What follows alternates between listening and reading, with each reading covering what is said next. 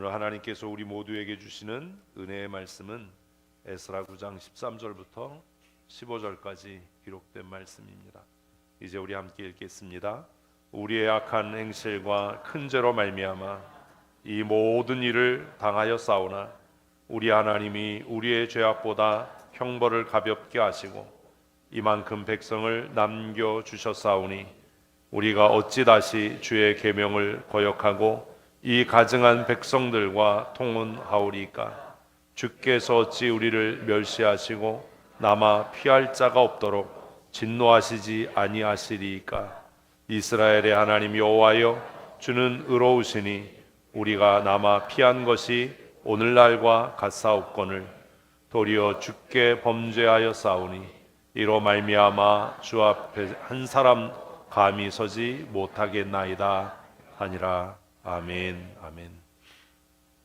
올해 우리는 말씀의 반석 위에, 기도의 반석 위에, 그리고 감사의 반석 위에 우리의 인생과 우리의 가정과 우리의 교회를 견고히 세워가자라고 선언하고 선포하고 다짐하고 한 해를 시작했습니다.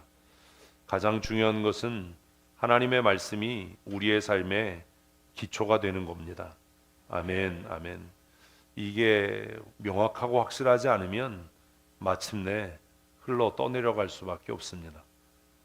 오랫동안 교회 다니고 외형적으로 예수 믿는 행위를 해왔고 또 그 시간이 길어서 집사, 권사, 장로, 목사가 되었다 하더라도 우리의 인생의 기초가 하나님의 말씀에 근거하지 않는다면 언젠가 낙심하게 되고 침륜에 빠지게 되고 또 상처받고 또 자신의 구원에 대해서 회의하고 의심하고 흘러 떠내려갈 수밖에 없는 것이 우리의 연약함입니다. 그러므로 더 늦기 전에, 올해가 다 가기 전에 우리 마음에 결심하고 선포한 대로 우리의 인생을, 우리의 믿음을, 우리의 삶을 하나님의 진리의 말씀의 반석 위에 든든히 세워가는 하나님의 사람들 다 되십시다. 아멘.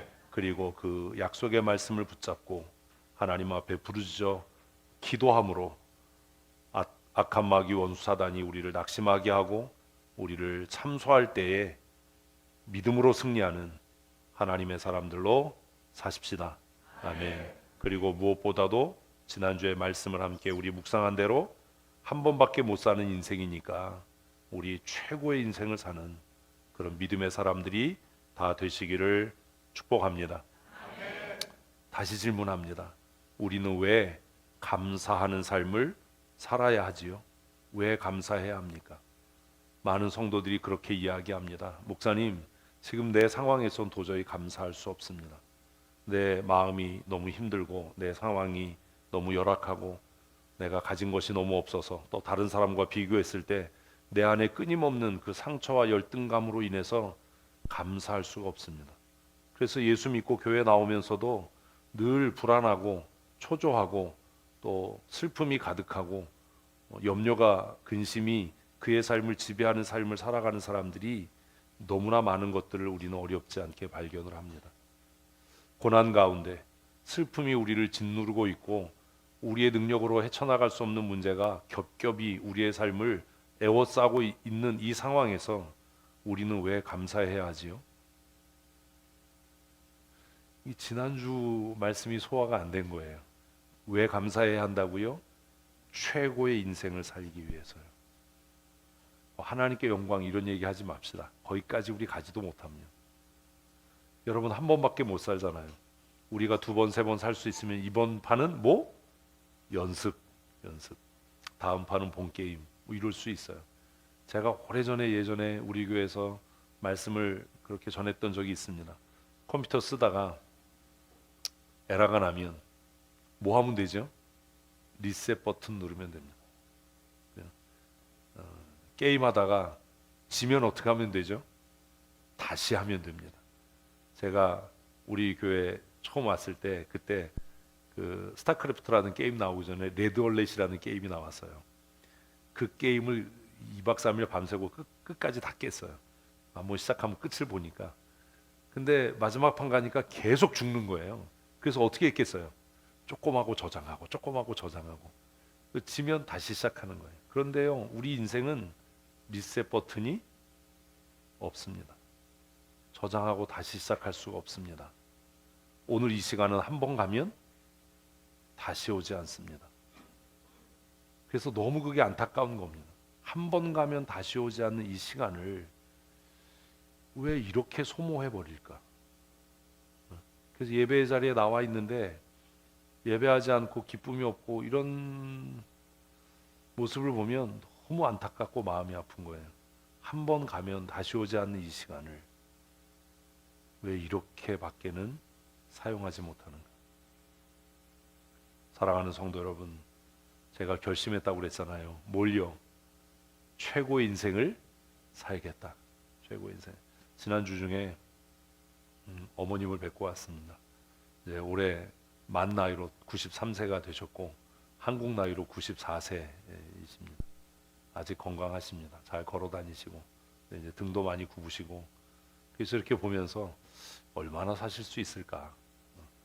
최대한 길게 살아야 10년이잖아요. 그럼 104세가 되는 거예요. 10년. 얼마 남지 않은 인생을 우리 어머님도 최고의 인생을 살았으면 좋겠다. 그래서 어디 가고 싶은 데 없으세요? 여행 가고 싶은 데 없으세요? 선뜻 나서지 못하시는 거예요, 이제. 그래서 제가 좀 마음이 좀 그랬어요. 왜냐하면 좀 젊으셨을 때 제가 한번 얘기했거든요. 어머니 평생 예수 믿고 신앙생활 했으니까 이스라엘에 한번 가보시죠. 근데 그때 안 가셨어요. 이런저런 이유 때문에. 이제 못 가죠. 제가 그때 그랬거든요. 지금 아니면 못 간다. 그러니까 그냥 가시라. 근데 안 가셨어요. 이제는 비행기 타는 것도 부담스럽고 힘겹고 그렇죠. 저나 여러분이나 다 한 번밖에 살지 못합니다. 그러니 우리 한 번밖에 못 사는 이 인생을 어떻게 해요? 최고의 인생이 되도록 그렇게 살아가십시다. 우리의 인생을 최고의 인생으로 만드는 유일한 방법이 뭐라고요? 감사합니다. 감사. 잠언을 읽어보십시오. 전도서를 읽어보십시오. 가장 지혜롭고 가장 부유했다라고 하는 솔로몬이 쓴 잠언과 전도서를 보면 우리의 인생을 최고로 만드는 것은 뭐 하는 것이다? 하나님이 주신 은혜를 기쁨으로 누리는 것이다. 그래서 전도서는 뭐라고 그래요? 너의 청년의 때를 귀하게 여겨라. 너의 젊음의 날들을 헛되이 보내지 마라. 슬픔과 눈물이, 근심이 너의 삶을 집어삼키지 못하도록 마음에 원하는 것과 소원하는 것들을 다 행하고 살아봐라. 그러나 내 행한 대로 하나님이 심판하실 거라는 것을 잊지는 마라. 이게 12장의 결론이. 최고의 인생을 사는 방법은 하나님이 주신 은혜를 어떻게 하는 것이라고요? 누리며 사는 겁니다. 그래서 제가 보면 예수 믿는 사람들이 좀 불쌍한 거예요. 특별히 직분자들이 안타까운 게 뭐냐면 매주일 예배에 나와야 되니까 여행을 잘 못해요. 근데 한 번쯤 이렇게 태어났으면 좀 새로운 것도 경험하고 여행도 하고 그래서 즐거워, 기뻐, 어디 갔다 와서 이 자랑이 아니라 하나님이 베푸신 은혜가 얼마나 크고 놀라운지를 누리며 살면 얼마나 좋을까. 그래서 사실 지난번에 그래서 제가 가십시오. 더 늦기 전에 가십시오. 바울이 어떤 길을 걸어서 복음을 전했는지, 그 초대교회들이 어떠했는지. 라오디게아 교회 갔다 오셨다면서요. 라오디게아 교회가 어디에 있죠? 갔다 왔는데 몰라요. 터키에 있어요? 아니, 파무칼레 근처에 있어요. 그죠? 몰라요? 그래서 라오디게아 교회 요한계시록에서 뜨겁든지 차갑든지 하라라는 경고가 나오는데 그 경고가 왜 나오냐? 그 온천물이 흘러가면서 거기 가면 미지근해지는 겁니다. 식용으로도 쓸 수 없고 약용으로도 쓸 수 없는 이런 거예요. 갔다 왔는데 모르면 뭐야? 그런 거예요. 우리가 감사해야 하는 이유는 최고의 인생을 살기 위해서입니다. 최고의 인생을 살아가십시다. 그리고 그렇게 감사하는 삶을 살기 위해서는 하나님이 주신 은혜를 어떻게 해야 돼요? 누릴 줄 알아야 돼요. 누릴 줄. 내년에 봄에 꽃 피면 꽃놀이 가십시오. 벚꽃 보러도 가시고, 요즘에 뭐 사방에서 꽃 축제하고 하는데 맨날 그 어두운 그 식당에서 그냥 맨날 그러지 마시고, 꽃이 피면 꽃길도 한번 걸으시고, 낙엽이 이렇게 떨어지는 가을이 되면 단풍이 곱게 물든 숲길을 걸으면서 야 이쁘다 보기 좋다가 아니라 정말 하나님은 아름다우심을 좋아하는구나, 하나님은 위대하시는구나. 제가 어려서 가졌던 질문 중에 하나가, 왜 방주 이야기를 하면서 정하고 부정한 짐승에 대한 이야기는 레위기에 가서 출애굽기에 가서 나오는데 왜 창세기는 정한 짐승과 부정한 짐승을 다 방주에 태워라라고 말씀하는가? 그 정한 짐승과 부정한 짐승의 기준이 무엇일까? 그런 고민을 했던 적이 있어요. 성경에 없거든요. 출애굽기에는 정한 짐승과 부정한 짐승의 기준이 있지요. 대답을 안 하는 사람은 모르는 거예요. 근데 창세기에는 정한 짐승과 부정한 짐승의 기준이 없어요. 그런데 하나님께서 정한 짐승과 부정한 짐승을 모두 방주에 태우라고 말씀합니다. 정확하게 말하면 지금 제 표현이 틀렸습니다. 창세기에는 정한 짐승과 부정한 짐승이라고 써 있지 않고 정한 짐승과 정결하지 않은 짐승이라고 써 있어요. 시간이 지나서 깨달은 겁니다. 아, 하나님은 의로운 자나 악한 자나 정한 것이나 정하지 못한 것이나 그 모두에게 은혜를 베푸시는 분이시구나. 그러니 우리가 징그럽게 여기는 그리마가 지나가는 것을 보면서도 하나님이신 은혜를 누릴 수 있어야 하지 않습니까? 최고의 인생을 살아가는 가장 기본적인 방법은 하나님이 지금 내게 주신 은혜를 뭐 하는 거라고요? 누리는 겁니다. 사랑하는 성도 여러분, 이 예배를 누리십시오. 이 예배를 누릴 수 없다면 여러분의 인생은 이미 망한 겁니다. 그게 얼마나 불쌍한 인생입니까? 내가 졸고 있는 것, 내가 다른 짓 하는 것, 자는 것 남한테 안 들키려고 애쓰느라고 버티는 그 예배가 얼마나 수치스럽고 얼마나 천박한 행위입니까? 지금 내가 하고 있는 일을 누리지 못하고 즐기지 못한다면 그 사람은 자유인입니까? 종입니까? 노예입니다. 그에게 무슨 자유가 있습니까? 그에게 어떻게 구원이 있을 수 있습니까? 진리를 알지니 진리가 너희를 자유롭게 하리라고 선포하고 있는데 예배의 자리에 나와서도 그 예배를 즐길 수 없다면 나는 종으로 이 자리에 와 있는 거예요. 얼마나 불쌍한 인생입니까? 누가 저를 협박해서 바이크 타게 한다면 그 바이크 타는 일이 얼마나 고역스럽겠습니까? 사람들이 다 물어요. 지난 연휴 때 바이크 타고 전국 투어 했는데 매일 비 맞았거든요. 사람들이 물어요. 비 맞으면서 왜 그렇게 힘든 일을 하냐? 왜 그렇게 어렵게 하냐? 누가 돈 준다고 하면 그거 하겠습니까? 제가 빗속을 달리는 그 시간들을 뭐 하는 거예요? 즐기는 거예요. 그 피곤함도 즐기는 거예요. 아, 이 힘듦을 이겨낼 수 있는 건강 주신 것을 감사함으로 즐기는 거예요. 냄새나는 홍어를 강제로 먹으라 그러면 그거 먹겠습니까? 그것도 즐기는 거예요. 아, 홍어 삼합이라는 게 이런 거구나. 사랑하는 성도 여러분, 우리의 인생을 최고의 인생이 되게 하려면 우리가 살아가는 매 순간순간들을 누리고 즐기십시오. 월요일에 출근할 때 출근 안 했으면 좋겠어. 이미 끝난 거예요. 그 일을 뭐 할 수 있어야 된다고요? 즐길 수 있어야죠. 누릴 수 있어야죠. 그것은 어디로부터? 마음가짐으로부터입니다. 상황 때문이 아닙니다. 최고의 인생을 살아가십시다. 지금 병상에 있다면 그 병상에 있는 시간들을 뭐 하라고요? 즐길 수 있어야 됩니다. 아프면 왕자님 공주님 되는 거 아닙니까? 제가 아파 보니까 막 섬김을 받더라고요.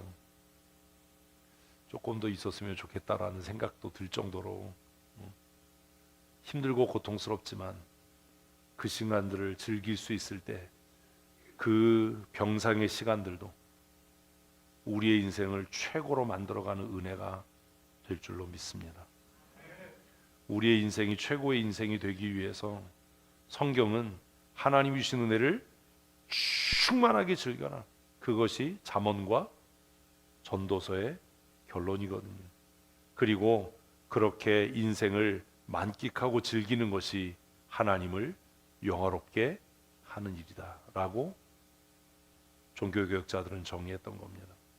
소요리 문답을 1번에 사람의 제일 되는 목적이 무엇이냐? 뭐라고요? 하나님을 영화롭게 하며, 하나님을 영화롭게 하며. 하나님 우리가 어떻게 영화롭게 합니까? 이거를 외우긴 외우는데 뭔 뜻인지도 모르고 그냥 외우고만 있는 거예요. 하나님을 영화롭게 하는 게 뭐예요? 그분이 주신 은혜에 감사하는 거예요. 여러분이 누구에게 선물을 이렇게 줬는데 그 사람이 시큰둥하면 기분이 어떠세요? 더럽지요. 그죠? 근데 별것 아닌데 난 미안하게 별거 아니야, 별거 아닌데 그냥 생각나서 오다 주웠어. 맨날 오다 주웠대잖아. 오다 주웠어. 근데 그 사람이 너무 기뻐하고 너무 좋아하고 너무 감사하면 행복해지지 않습니까? 우리가 하나님을 가장 영화롭게 할 수 있는 방법이 뭐라고요? 그분이 주신 은혜에 감사한 겁니다.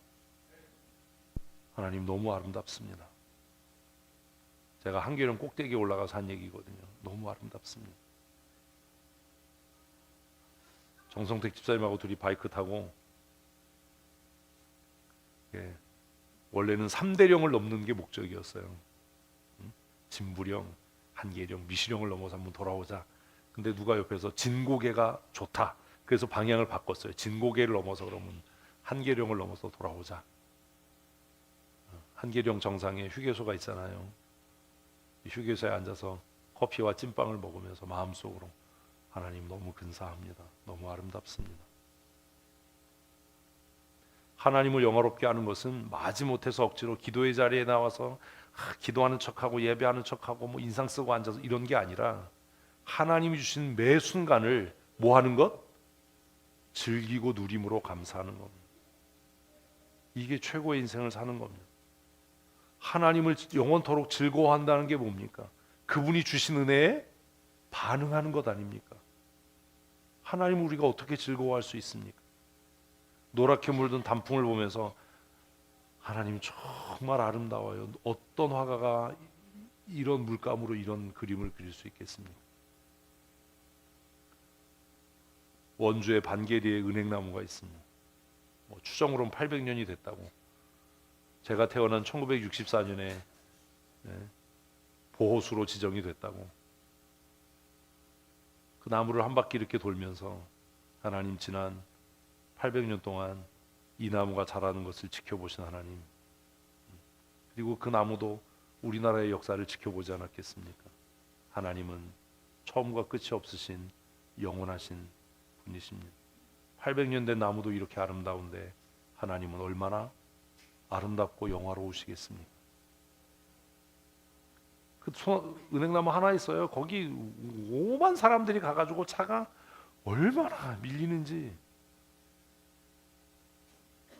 최고의 인생을 사는 방법을 소요리 문답은, 종교개혁자들은 하나님이 주신 은혜를 풍성히 누리고 감사함으로 하나님을 뭐 하는 것? 영화롭게 하는 것이다. 별것 아닌 식탁을 앞에 두고 앉아서도 하나님이 이렇게 매일 먹을 수 있는 음식 주심을 감사합니다라고 감사할 때 그것이 하나님을 뭐 하는 거라고요?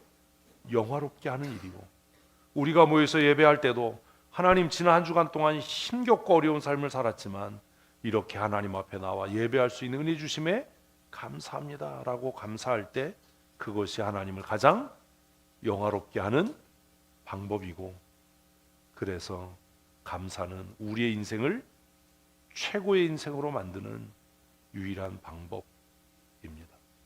힘겹고 어려워도 날마다 감사하는 삶을 사십시오. 그래서 시편 50편은 마지막 절에서 감사로 제사를 드리는 자가, 어떻게 해요? 감사로 제사를 드리는 자가. 한번 하십시다. 시작. 감사로 제사를 드리는 자가. 감사로 제사를 드리는 자. 생각해 보십시오. 감사로 하나님 앞에 나와 예배하는 사람이 딴짓을 하겠습니까? 예배에 지각을 하겠습니까? 감사로 하나님 앞에 나와 예배하는 자가 그 예배 때문에 상처받아서 힘들어라고 이야기하겠습니까? 감사로 제사를 드리는 자가 하나님을 영화롭게 합니다. 그 행위를 옳게 하는 자가 어떤 사람입니까? 감사로 하나님께 제사하는 자입니다. 그에게 하나님께서 하나님의 구원을 보이시겠다라고 약속하셨습니다. 그러므로 우리가 왜 고난 중에도 감사하고 낙심하면서도 감사해야 하는가? 감사만이 우리의 인생을 최고의 인생으로 만드는 유일한 방법이기 때문입니다. 그러니 사랑하는 성도 여러분, 매일매일의 삶에서 하나님 앞에 감사하는 믿음의 사람으로 살아가십시다. 최고의 감사가 뭘 만들어요? 최고의 인생을 만들어 갑니다. 최고의 감사가 뭘 만든다고요? 최고의 인생을 만들어 갑니다. 그러니 이제 내일부터, 아니 이 예배가 끝난 후부터 불평하지 마십시오. 때려치겠다, 못하겠다, 힘들다라고 말하지 말고 하나님이 일할 수 있는 기회와 은혜를 주시니 얼마나 감사한가. 내 수고를 통해 하나님께서 먹고 입을 물질을 주시니 얼마나 감사한가. 내 헌신을 통해 복음이 증거되고 하나님 나라가 확장될 수 있으니 이 또한 감사하다. 나의 죽음을 통해 하나님의 영광이 드러나니 내 죽음도 내게 유익이다. 이것이 우리의 믿음의 조상들의 고백이었습니다. 하박국은 불평으로 시작해서 하나님 앞에 넘치는 감사로 그의 글을 마칩니다. 하박국 전체를 읽어보면 하박국은 살기가 등등하게 하나님을 향해 원망으로 시작하지요. 그러나 그의 끝이 무엇입니까? 아무것도 없어도 무화과 나무가 무성하지 못하고 포도나무가 열매가 없고 감람나무에 소출이 없고 외양간에 양과 송아지가 없어도 나는 내 하나님 여호와로 인하여 구원의 하나님으로 인하여 감사하겠다라고 선포합니다. 힘드신가요? 어려우십니까? 낙심되십니까? 우리의 삶에 누구에게도 자랑하고 누구에게도 드러내 보일 만한 어떤 것도 없더라도 하박국의 믿음의 고백처럼 나는 구원의 여호와로 말미암아 기뻐하고 즐거워하고 감사하겠노라고 굳게 다짐하는 믿음의 사람들 되시기를 축복합니다.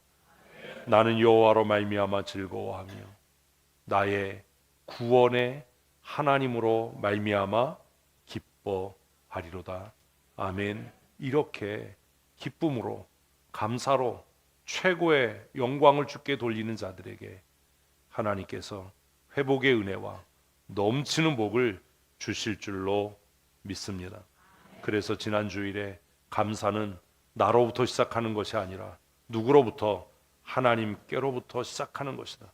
감사는 내가 무엇을 얻었는지 이루었는지 성취했는지 그것에서부터 시작하는 것이 아니라 감사는 하나님을 아는 지식으로부터 시작하는 것이다 라고 우리가 말씀을 묵상했습니다. 그래서 잠언은 뭐라고 이야기한다고요?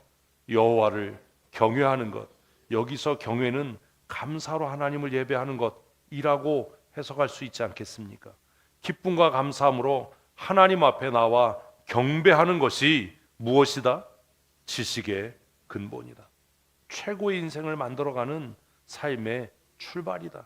그러나 미련하고 교만한 자는 그 지혜와 훈계를 멸시하고 자신의 수고와 자신의 노력과 경쟁과 다툼으로 자신의 인생을 최고로 만들어 가려고 하지만 그의 인생은 수고와 슬픔뿐이고 우리가 다 흙으로 돌아갈 뿐이다 라고 성경은 우리에게 말씀합니다.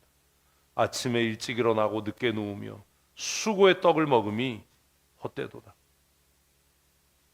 그러므로 하나님께서 그 사랑하는 자에게 쉼을 주신다라고 시편은 우리에게 말씀합니다. 누가 편안한 안식을, 누가 쉼을, 누가 깊은 잠을 이룰 수 있습니까? 하나님께 감사하는 자들입니다. 잠이 안 오면 오늘 있었던 감사들을 한번 정리해 보십시오. 내가 무엇으로 하나님께 감사하고 있는지. 똑같은 일을 하면서도요, 불평하는 사람이 있고요, 똑같은 일을 하면서도 뭐 하는 사람이 있다고요? 감사하는 사람이 있어요. 불평하는 사람은요, 똑같은 일을 하면서 대충 합니다. 빨리 끝내고 말자. 그러나 감사함으로 기쁨으로 하는 사람은 그 일을 꼼꼼하게, 철저하게, 세밀하게, 세심하게 합니다. 왜요? 일할 수 있음이 기쁨이고 감사이기 때문입니다. 감사는 우리의 인생을 경쟁력 있게 하고, 감사는 우리의 삶을 최고의 인생으로 만들어가는 하나님이 주신 가장 큰 은혜이고 세상을 이길 강력한 무기입니다. 아멘. 낙심할 수 있는 상황, 낙심할 수밖에 없는 상황에서 감사할 때 세상은 우리를 감당할 수 없는 사람들이다라고 고백하게 되는 거지요. 그것이 바울과 실라가 옥에 갇혀서 밤새도록 찬송하고 하나님 앞에 감사로 기도했던 사건 아닙니까? 사랑하는 성도 여러분, 내일부터 또 어려운 일들이 우리 앞에 놓여지게 될 겁니다. 그러나 감사는 내 문제로부터 시작되는 게 아니라, 내 문제가 해결되어서 시작되는 것이 아니라 누구로부터 시작한다는 것을, 하나님께로부터 시작한다는 것을 우리가 잊지 말고 기억해서, 하나님이 이렇게 어려운 문제를 내 앞에 두신 것을 감사합니다. 하나님께서 이렇게 어려운 문제를 두신 목적은 내게 더 큰 은혜와 능력 주시기 위함임을 믿어 감사하고, 이 문제를 통해 하나님이 영광 받으실 것을 믿어 감사합니다. 아멘. 이런 태도로 우리가 살아가야 하지 않겠습니까? 우리가 하나님 앞에 감사하게 되는 첫 번째 이유는 하나님의 존재 때문이라고 우리가 지난주에 말씀을 묵상했습니다. 하나님이 계시기 때문에, 우리가 고난과 역경 가운데도 낙심하지 않고 다시 일어서서 승리할 수 있는 것은 내가 유능하고 내가 탁월하고 내가 뛰어나기 때문이 아니라 누가 계시기 때문에? 하나님께서 계시기 때문입니다. 아멘. 나는 연약합니다. 우리가 찬양하는 것처럼 우리는 연약하고 넘어질 수밖에 없습니다. 날마다 실수할 수밖에 없는 존재입니다. 그러나 누가 계심으로? 전능하신 하나님이 계심으로, 누가 계심으로? 만군의 여호와 하나님이 계심으로, 누가 계심으로? 어제나 오늘이나 영원토록 변함이 없으신 하나님께서 계심으로 어떠한 고난과 역경 앞에도 굴하지 않고 감사할 수 있는 믿음의 사람으로 살게 되는 것입니다. 우리의 감사는 하나님으로부터 시작합니다. 하나님의 존재, 하나님께서 이루신 것들을 시편은 이렇게 선포합니다. 하늘이 하나님의 영광을 선포하고 궁창이 그의 손으로 하신 일을 나타내는도다. 날은 날에게 말하고 밤은 밤에게 지식을 전하니 언어도 없고 말씀도 없으며 들리는 소리도 없으나 그의 소리가 온 땅에 통하고 그의 말씀이 세상 끝까지 이르도다. 아멘. 이것이 우리가 한 찬송입니다. 여호와 우리 주여, 주의 이름이 온 땅에 어찌 그리 아름다운지. 주의 베풀어 주신 달과 별을 볼 때에, 주님께서 만드신 이 산천을 볼 때에 우리가 하나님을 높이고 찬송하고 감사하게 되는 것이지요. 그리고 그 웅대한 자연 앞에서, 하나님이 이루신 그 놀라운 우주의 섭리 앞에서 사람이 무엇이간데, 하나님 내가 무엇인데 주께서 나를 권고하시고 주께서 나를 생각하십니까? 도대체 내가 무엇이기에 하나님께서 이 아름다운 광경을 보게 하시고 이 웅대함을 보게 하셔서 감탄케 하십니까? 라는 고백을 할 수밖에 없는 것입니다. 하나님의 존재가 우리의 감사의 출발이고 원인이었으면 좋겠습니다. 하나님의 무궁하신 능력이 이 우주, 광대한 우주를 만드셨습니다. 이 광대한 우주를 만드신 하나님께서 내 인생을 책임져 주신다면 무엇이 두렵겠습니까? 그러니 우리가 할 일은 하나님 앞에 감사할 뿐입니다. 하나님의 존재를 깨닫게 되면 하나님 앞에 감사하는 것만이 우리가 할 수 있는 유일한 일이라고 하는 것을 기억하고 감사로 승리하십시다. 우리가 왜 감사해야 합니까? 하나님께서 베푸신 은혜 때문입니다. 사실 우리는 아무것도 아닙니다. 이사야는 뭐라고 이야기한다고요? 버러지 같은 너 야곱아. 뭐라고요? 버러지 같은 너 야곱아. 벌레 미워하지 마세요. 이사야는 스스로를 고백하기를 하나님 보시기에 우리는 벌레 같지 않습니까? 천문학을 연구하는 어떤 천재 교수님의 그 닉네임이 우주먼지입니다. 우주먼지. 그래서 제가 야, 이름 참 잘 졌다. 우리는 만물의 영장이라고 생각하고 우리가 마음 먹고 뜻하면 모든 것을 다 할 수 있다라고 거들먹거리고 살지만 조금만 눈을 돌리면 우리는 우주먼지에 불과한 거예요. 지구라고 하는 이 별은 우주의 한 점에 지나지 않습니다. 그러니 우리는 얼마나 미미한 존재입니까? 성경은 그래서 뭐라고요? 버러지 같은 너 야곱아. 여러분 별로 대단하지 않아요. 별로 대단한 척하고 살지 마세요.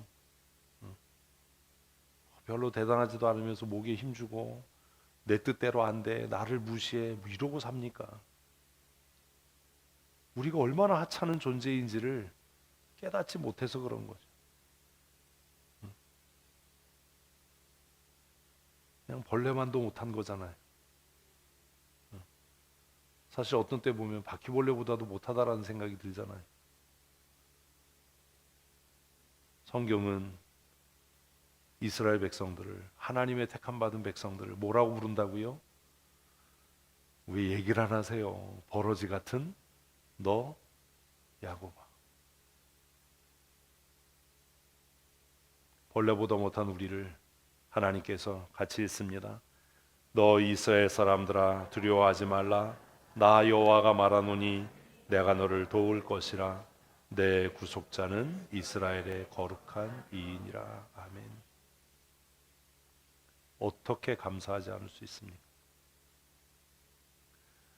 내가 대단한 사람인 것 같고 내가 능력 있는 사람인 것 같이 생각될 때 시작되는 게 뭐예요? 불평이에요. 왜 나를 안 알아주지? 왜 나를 인정해 주지 않지? 교회 안에서도요, 내가 무슨 존재감이 있고 내가 무슨 교회에 크게 기여한다고 착각하는 사람들이 하는 게 뭐예요? 불평과 불만이에요. 자기가 뭐 같거든요. 왜 마음이 불편해져요? 교회가 내 뜻대로 움직여지지 않거든요. 내 생각대로와 다르거든요. 나는 이렇게 했으면 좋겠는데, 내가 생각하는 예배는 이런 거고 내가 생각하는 신앙은 이런 건데 왜 이렇게 안 될까? 그런데 그렇게 생각할 만한 존재이냐라는 겁니다. 저와 여러분 모두는 어떤 사람들이라고요? 벌레 같은 사람들이. 태어나서 죽을 때까지 전교 1등을 수석을 한 번도 놓치지 않고 유수한 대학을 뭐 수석으로 졸업하고 뭐 예일 하버드에서 뭐 박사학위를 받고 별짓거리를 다 해도 그냥 여전히 변함이 없어요. 뭐라고요? 벌레보다 못한 거예요. 무슨 대학 나왔다고 고등학교 나온 사람 무시하고 돈 좀 있다고 돈 온 사람, 이게 얼마나 웃기는 일이에요. 그냥 우리는 모두 다 뭐라고요? 그냥 벌레 같은 존재예요. 바퀴벌레들 모아놨더니 바퀴벌레들 사이에서 우린 귀족이야, 우린 귀족 바퀴야. 얼마나 웃겨요. 너넨 다 뭐 귀족이거나 뭐나 쓰레빠에 맞아 죽어야 될 바퀴야. 뭐 똑같은 거잖아요. 응? 바퀴들도 학교가 있을지 어떻게 알아요? 걔네들도 뭐 명문 대학이 있고 뭐 그럴지 어떻게 알아요? 모르잖아요. 우리는 그냥 보면 다 쓰레빠로 때려 잡는 거지.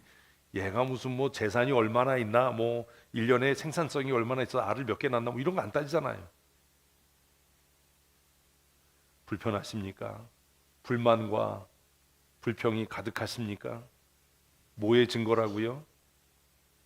내가 교만한 사람이라는 증거입니다. 다른 거 없습니다. 그냥 우리의 생각을 바꿔서, 이사야가 고백한 대로 나는 하나님 앞에 어떤 존재? 벌레 같은 존재다. 아멘. 이게 인정되면 우리가 할 수 있는 건 뭐밖에 없어요? 감사뿐이 없어요. 이게 안 되는 겁니다. 그래서 지난주 감사의 출발은 누구로부터? 하나님으로부터고요. 두 번째, 오늘 감사의 시작은 누구로부터? 내가 누군지 알 때예요. 내가 누군지 알 때. 목에 힘 빼십시오. 여러분, 거들먹거릴 만큼 위대하지 않습니다. 잘난 척하지 말고 폼 잡지 마십시오. 개뿔 아무것도 아닙니다. 뭐가 그렇게 잘나서, 뭐가 그렇게 대단하다고, 내가 집사고 권사고 장로니까 내 뜻이 교회 운영에 반영돼야 되고 내 뜻대로 뭘 해야 되고, 그런 게 어디 있습니까? 목사나 집사나 장로나 다 하나님 보시기에 우리는 버러지 같은 죄인들입니다.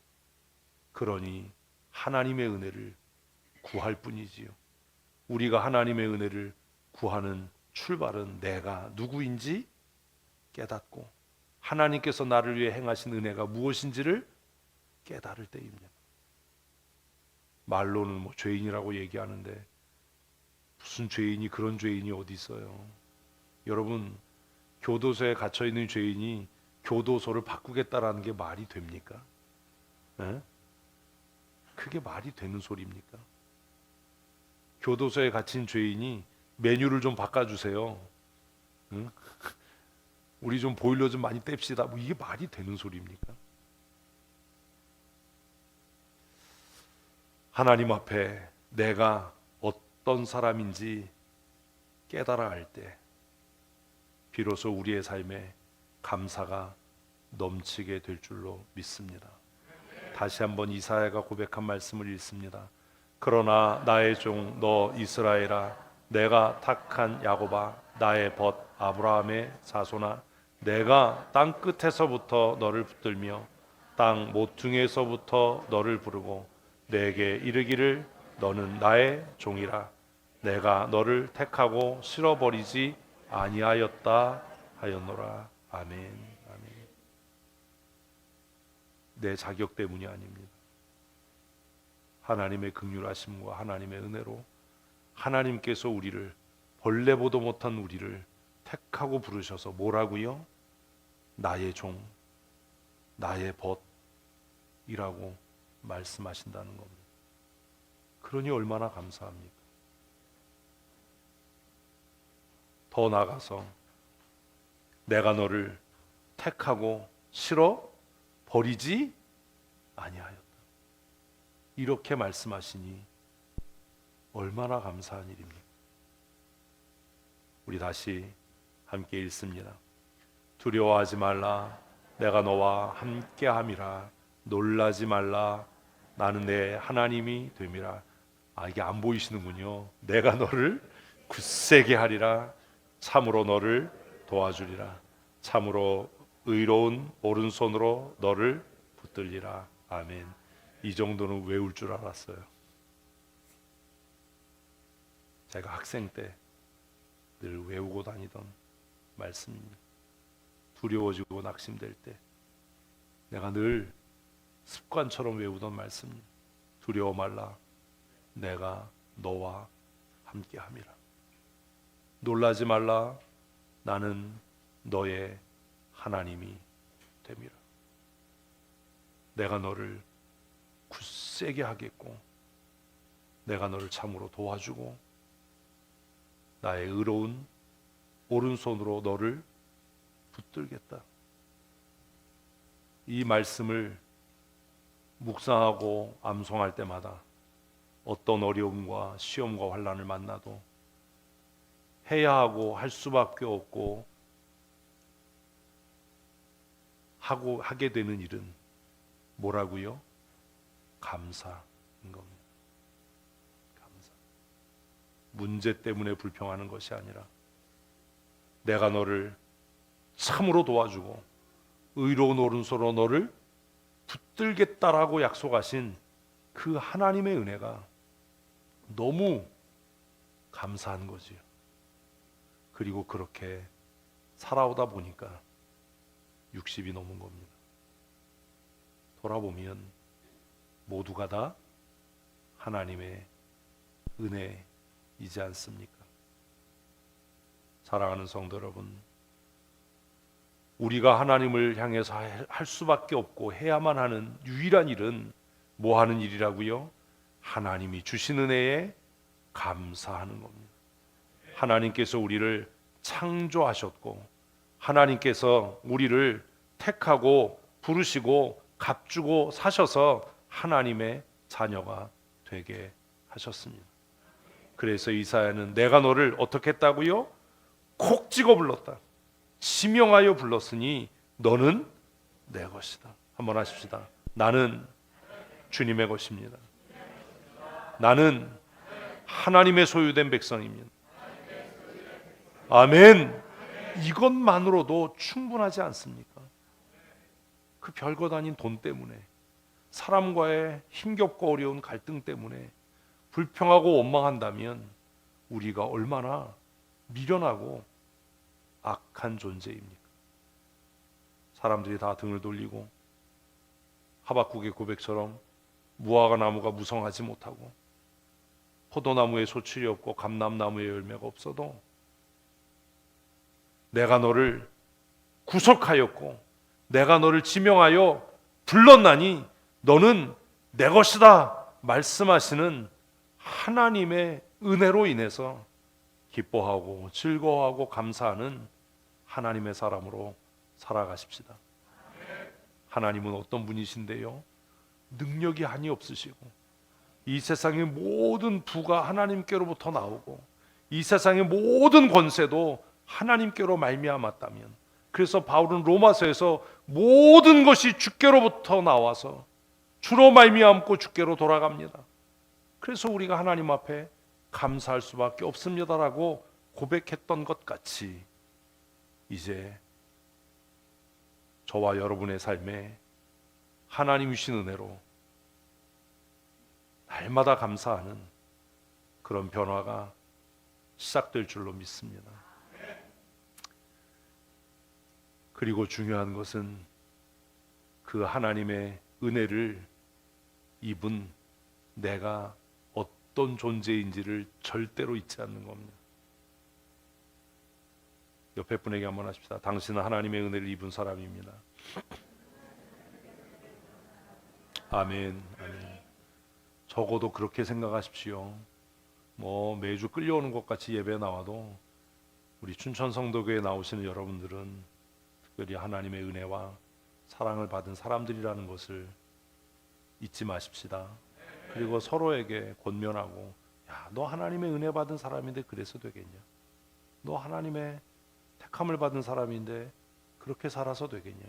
그런 태도로 예배해서 되겠냐? 그렇게 말해서 되겠냐? 저와 여러분은 어떤 사람이라고요? 하나님의 은혜를 이미 받은 사람입니다. 하나님께서 여러분을 콕 찍어서 하나님의 소유되게 하셨습니다. 그리고 그 중에서도 또 콕 찍어서 춘천 성도교회 성도 되게 하셨으니 그 은혜가 얼마나 크고 많습니까? 그런데 그 은혜만이면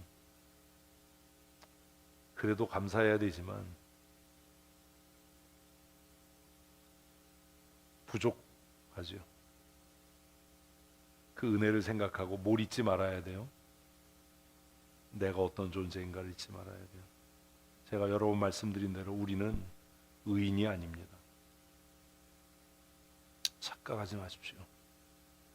여러분은 뭐가 아니라고요? 의인이 아니에요. 완전한 사람들이 아니에요. 우리는 은혜 입은 죄인이지 누구도 우리 가운데 완전한 사람은 없습니다. 그러니 여러분의 의지를 주장하지 마십시오. 여러분의 생각을 옳다라고 믿지 마십시오. 여러분의 감정에 속지 마십시오. 사단은 우리가 마치 완전한 사람인 것처럼 착각하게 해서 하나님의 뜻과 전혀 관계없이 내가 결정하고 내가 결단하고 내가 선택한 대로 말하고 행동하고 그렇게 살아가게 합니다. 하나님께서 우리를 은혜로 부르시고 택하셔서 성도들의 거룩한 선택을 통해서 집사와 권사와 장로가 되게 하셨는데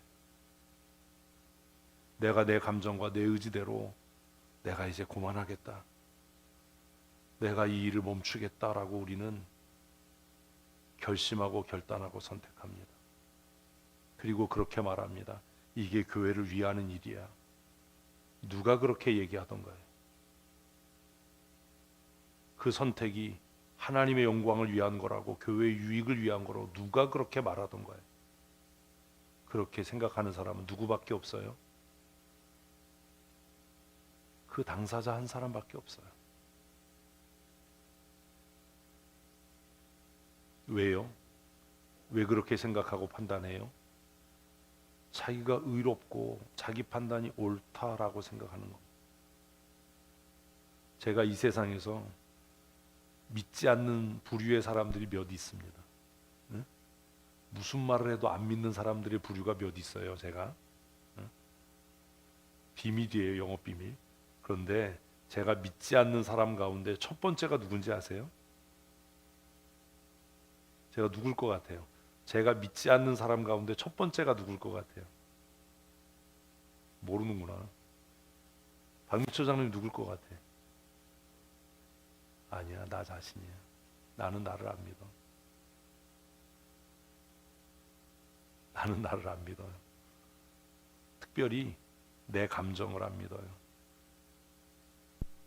내가 옳다라고 생각하는 걸 잘 믿지 않아요. 그래서 뭐 해요? 장로님들과 협의하는 거예요.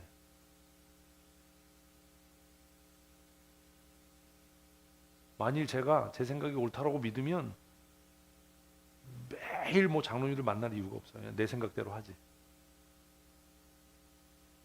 저는 저를 안 믿어요. 만일 내가 내 생각을 믿는다면 제가 매일 성경을 읽을 이유가 없어요. 매일 기도할 이유가 없어요. 제가 왜 기도하고 왜 성경 읽는지 아시겠어요? 제가 왜 책을 손에서 놓지 않는지 아시겠어요? 사람들은 제가 그냥 공부하기 위해서 책을 읽는다라고 생각해요. 아니에요. 제가 왜 책을 읽는지 아세요? 내 자신을 믿지 않기 때문이에요. 위대한 신학자들은 어떻게 생각을 했는지, 위대한 철학자들은 어떻게 생각을 했는지, 이런 상황에 우리 선배 목사님들은 어떻게 판단하고 어떻게 생각했는지. 그래서 책을 손에서 놓지 않는 거예요. 그래서 성경을 읽는 거예요. 제가 제일 믿지 않는 첫 번째 인물은 제 자신입니다. 제가 보면서 가장 안타까운 사람이 누군지 아십니까? 자기 자신을 철석같이 믿는 사람입니다. 아, 내가 이렇게 결정했으니까 난 이렇게 할 거다. 내가 이렇게 선택했으니까 내가 이렇게 할 거다. 당신 생각을 믿을 만하다고 생각하냐? 당신의 결정이 정말 옳다라고 어떻게 확신할 수 있냐? 그 오만함과 그 교만이 어디에서부터 시작된 건지 아느냐? 바울은 로마서에서 우리에게 뭐라고 이야기하냐면 너 자신을 믿지 마라 라고 이야기해요. 어떻게 해요? 만물보다 거짓되고 심히 부패한 것은 뭐라고요? 마음이라. 누가 능히 이를 알리오마는.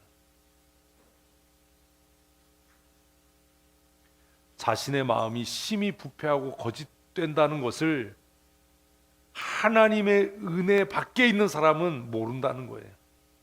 네? 이해되십니까? 하나님의 은혜 안에 있는 자들만이 뭘 안다고요?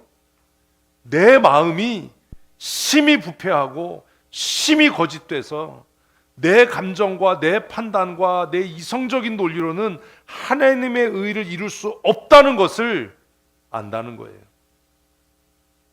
그래서 바울은 로마서 7장에서 뭐라고 이야기합니까? 아, 나는 곤고한 사람이다. 아, 나는 곤고한 사람이다. 누가 이 사망의 몸에서 나를 건져낼 수 있겠는가? 여러분, 양심적으로 바울보다 더 경건한 사람이 있으면 손 들어 보십시오.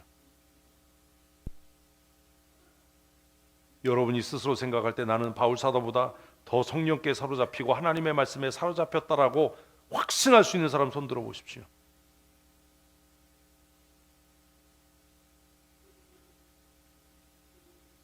로마서를 읽고 여러 차례 묵상하면서 아, 그런 거구나. 내가 믿지 말아야 할 대상은 나 자신이구나. 내가 마음으로는 하나님의 법을 이야기하지만 내 안에 또 다른 내가 있어서 죄의 법을 따르고 내 욕망을 따르고 내 편협함과 이기심과 내 아집을 따르고 내 교만함의 종으로 사는구나. 오라, 나는 곤고한 사람이구나. 여러분은 여러분을 믿고 사십니까? 여러분의 판단이 옳다라고 확신합니까? 여러분의 결정과 선택이 하나님의 영광을 위하고 교회의 유익이라고 생각하십니까? 여러분의 마음이 하나님의 마음과 같습니까? 나는 그저 은혜를 입은 죄인이지 결코 의로운 사람이 아닙니다. 그러니 내 마음에서 끊임없이 일어나는 욕망과 내 마음을 흔들어 놓는 내 감정의 요동침과 내가 옳다라고 고집하고 주장하는 것들을 신뢰하지 말아야 합니다. 날마다 내 자신을 십자가에 복종시켜야 하는 이유가 이것입니다. 나는 어떤 존재입니까? 저를 포함해서 우리 모두는 본질적으로 죄인입니다. 우리 안에서 떠오르는 생각이나 우리의 신념이나 우리의 판단이나 우리의 결심은 대부분 무엇에서부터? 그 죄로부터 시작하는 겁니다. 그 욕망으로부터요. 생각해 보십시오. 바울이 그렇게 기도 많이 하고 그렇게 하나님의 말씀에 사로잡혔던 사람입니다. 그런데 그는요, 선교지를 결정하고 선택할 때 어디로 가려고 했어요? 아시아로 가고자 했어요. 무엇을 따라서? 자신의 결정, 자신의 선택, 자신의 판단, 자신의 의지를 따라서요. 그러나 그가 아시아로 가고자 했던 합리적인 판단과 결심과 결단은 하나님의 뜻이 아니었어요. 이런데도 여러분의 의지와 생각과 판단을 신뢰하십니까? 내가 누군지를 잊지 않을 때 비로소 진정한 감사가 시작되는 겁니다. 만물보다 심히 거짓되고 부패한 것이 시작. 시작하면 해야죠. 시작. 나의 마음입니다. 뭐라고요? 나의 마음입니다. 나의 마음입니다. 다시 한번 하십시다. 만물보다 거짓되고 심히 부패한 것이 시작. 나의 마음입니다. 하나님, 내 마음을 붙들어 주십시오. 우리의 마음이 심히 거짓되고 부패했기 때문에 하나님께서 교회를 세우시고 하나님의 사람들을 세운 것 아닙니까?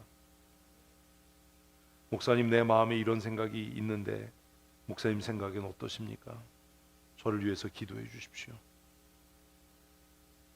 그렇게 하는 성도 없습니다. 다 자기가 결정하고 선택하고 나서 와서 통보합니다. 뭘 믿는 거예요? 거짓되고 부패한 자신의 마음을 믿는 거예요.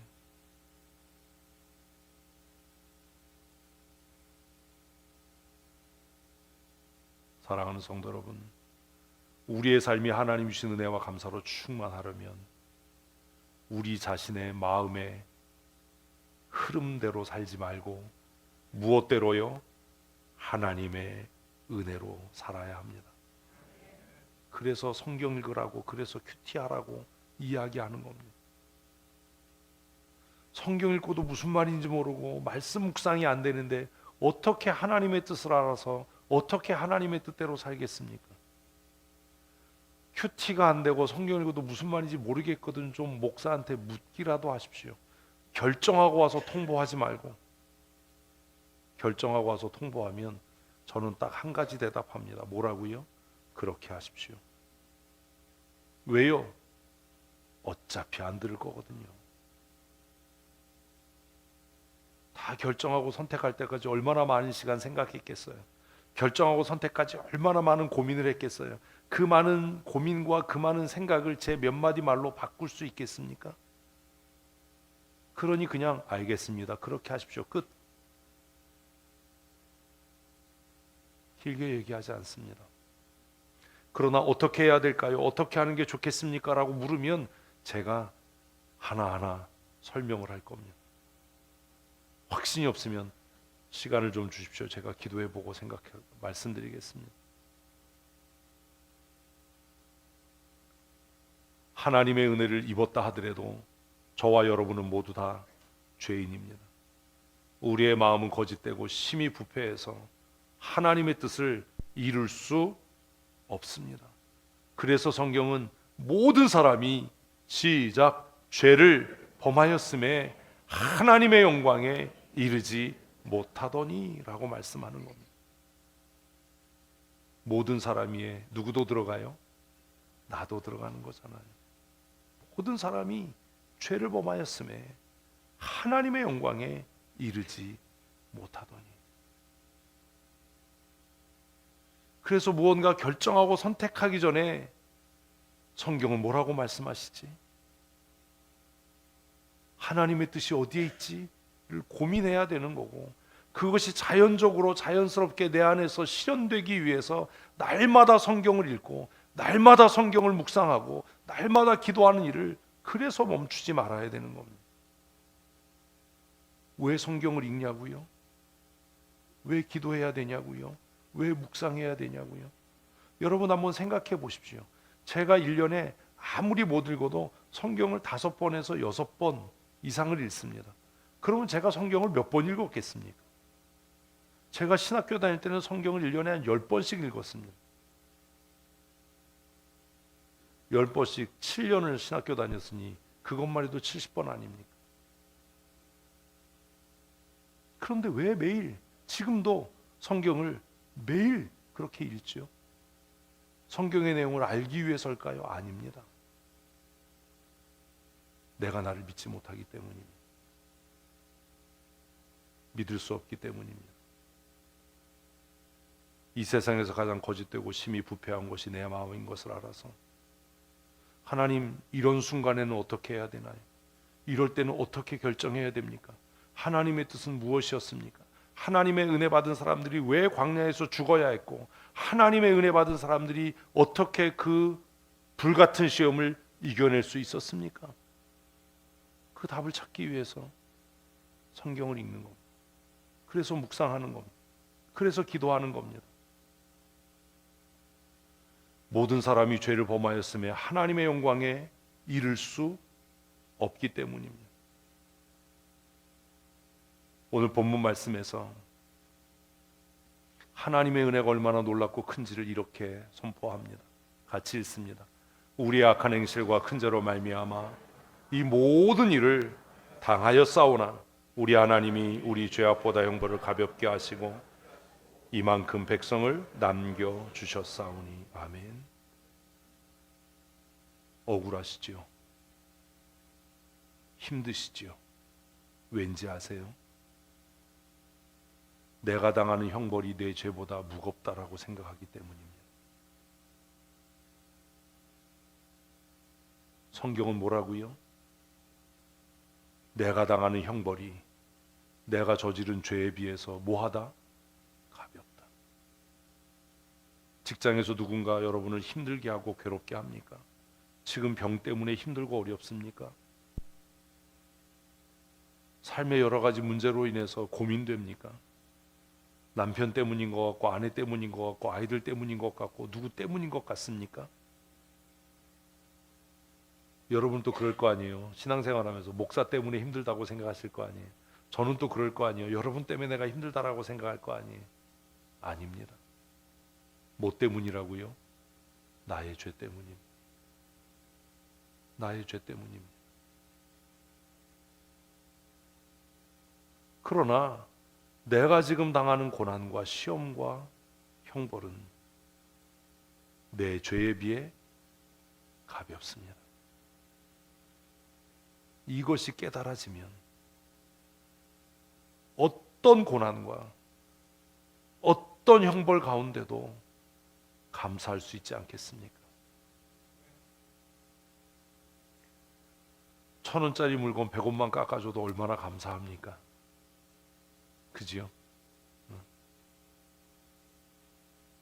우리의 생각이 틀려먹은 거예요. 우리는요, 우리가 당하는 형벌이 너무 억울한 거예요. 뭐는 생각지 않고, 지 죄는 생각하지 않고, 목사님 왜 또 저 얘기 하시나? 왜 이렇게 불편하게 하나?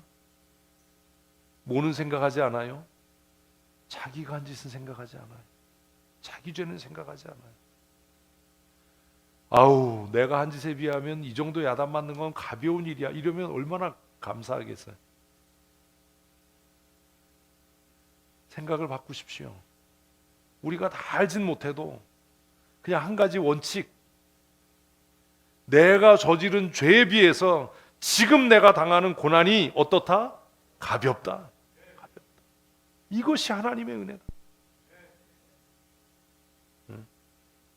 모가지가 부러져야 되는데 다리가 부러졌으니 얼마나 은혜인가. 면직을 당해야 되는데 책망을 받았으니 얼마나 은혜인가. 출교당해 너 지옥 갈 놈이야 라고 낙인 찍혔어야 되는데 꾸중 듣고 끝났으니 얼마나 감사한 일인가. 권고사직을 당해야 마땅한 일인데 근신조치, 징계조치 받고 경위서 쓰고 끝났으니 얼마나 감사한 일인가. 그렇게 생각 안 해요. 재수 없이 걸렸어. 나만 그런 것도 아닌데.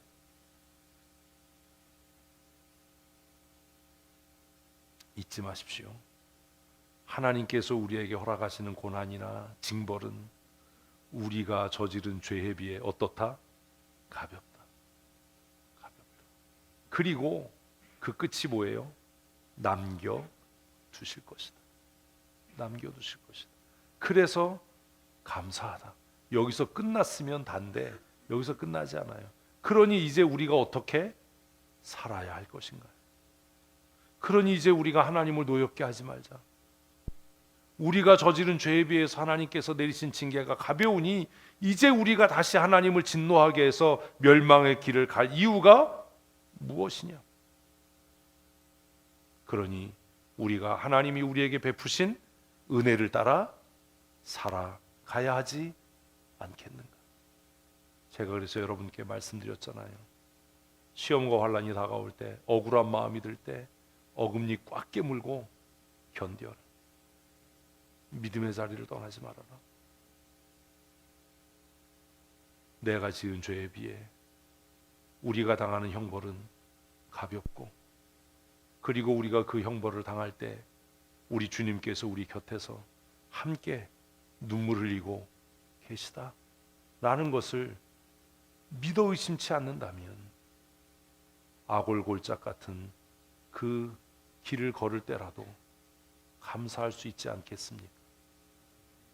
하나님께서 우리를 홀로 버려두지 아니하시고 우리가 읽은 말씀처럼 내가 너를 택하고 지명하여 불렀고 내가 너를 참으로 도와줄 것이고 참으로 의로운 나의 오른손으로 붙들리라고 약속하셨으니 고난 가운데도 기뻐하고 감사하는 삶을 살게 되지 않겠습니까? 사랑하는 성도 여러분, 도대체 우리는 어떤 존재입니까? 여러분은 어떤 존재이기에 그렇게 불평과 원망이 입에서 떠나지 않습니까? 여러분 스스로가 여러분 자신을 어떻게 평가하기에 이것도 문제고 저것도 문제고 이것도 못마땅하고 저것도 못마땅하다라고 불평하며 살고 있습니까? 도대체 우리가 하나님 앞에 어떤 존재입니까? 우리의 믿음의 조상들은 우리가 하나님 앞에 어떤 존재인지를 이렇게 고백했습니다. 웬 말인가 날 위하여 주 돌아가셨네. 이 벌레 같은 날 위에 큰 회 받으셨나. 내 지은 죄 다 지시고 못 박히셨으니 웬일인가 웬 은혜인가 그 사랑 크셔라. 제가 신앙에 철이 들기 시작하면서 정말 하염없이 눈물을 흘리면서 하나님 앞에 고백했던 찬송이 늘 울어도 눈물로써 다 갚을 수 없어. 이 몸밖에 드릴 것 없어서 주님께 이 몸을 드리기를 원합니다. 이런 믿음으로 이런 신앙으로 산다면 어떤 억울한 일을 만나고 어떤 시험과 환난을 겪어도 우리의 입에서 감사의 찬송이 끊이지 않게 될 것이고 결국 그 감사가 우리의 인생을 최고의 인생으로 만드는 은혜가 될 줄로 믿습니다. 사랑하는 성도 여러분, 감사는 하나님을 영화롭게 하는 일이고 감사는 우리의 인생을, 우리의 가정을, 우리의 교회를 최고의 인생과 최고의 가정과 최고의 교회로 만드는 은혜가 됩니다. 왜 이렇게 늦게 들어왔어가 아니라 들어와 줬으니 감사하고, 어디 가서 처자고 새벽에 들어왔어가 아니라 살아 돌아왔으니 감사하고,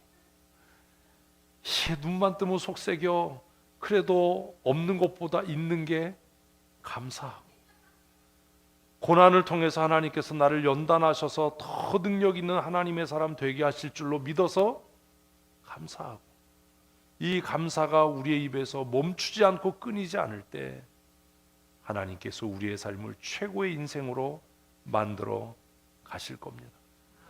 목사님, 나같이 능력 없는 사람이 교회에 무슨 도움이 되겠습니까가 아니라 나같이 능력 없는 사람 데리고 목회하느라고 힘쓰셔서 고생하십니다. 그러나 저 같은 사람이라도 있으니 목사님 얼마나 감사하십니까?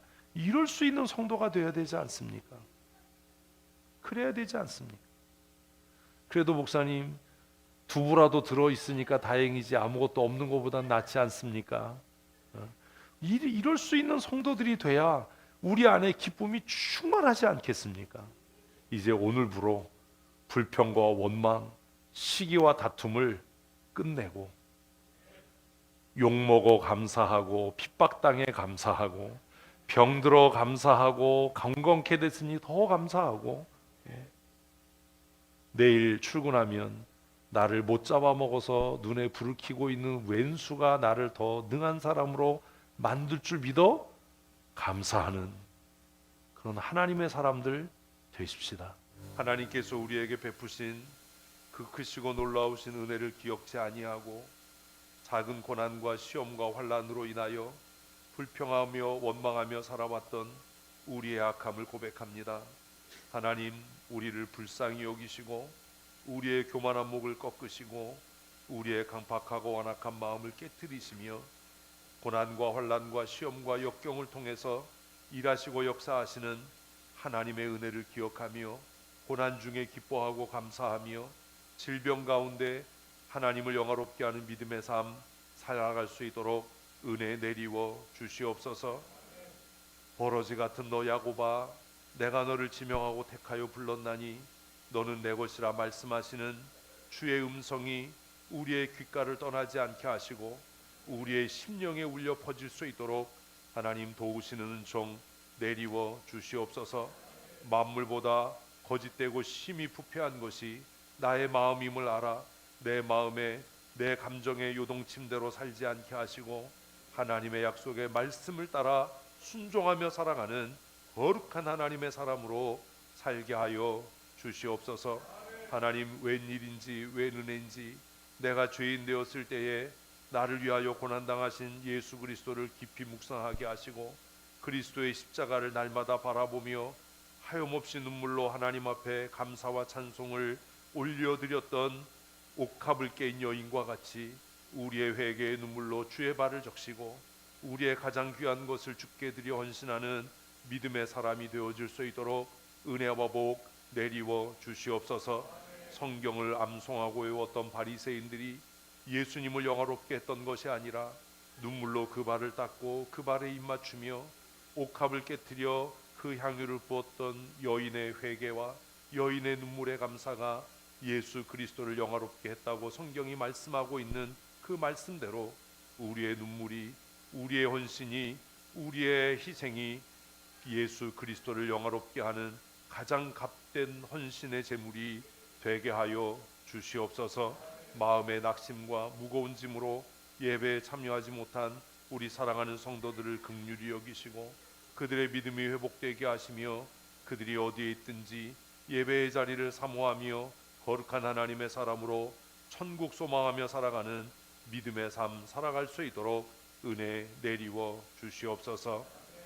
우리가 아직 죄인 되었을 때에 우리의 죄를 위하여 이 땅에 죄인의 모습으로 오셔서 우리가 당해야 될 멸시와 천대와 질고를 친히 담당하시고 죽기까지 우리를 사랑하신 우리 구주 예수 그리스도의 크신 은혜와 독생하신 아들 예수 그리스도를 우리를 위한 대속의 제물로 보내시고 그를 십자가에 못 박아 죽게 하심으로 우리에 대한 사랑을 확증하신 아버지 하나님의 크고 놀라우신 사랑하심과 지금도 우리 가운데 오셔서 심히 부패하고 악한 우리의 본성을 깨뜨리시고 날마다 십자가 앞에 나아가 엎드려 주의 은혜를 간구하며 주의 도우심을 힘입고 믿음의 선한 싸움을 싸워 승리하게 하시는 성령 하나님의 강권적인 역사하심과 충만케 하신 은혜와 위로하심이 오늘 주 앞에 나와 어떻게 감사하며 살아가야 할지 최고의 인생을 살아가기로 결심하고 다짐하고 선택하는 사랑하는 주의 권속들 머리머리 위에와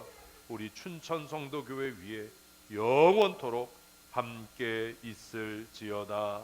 아멘.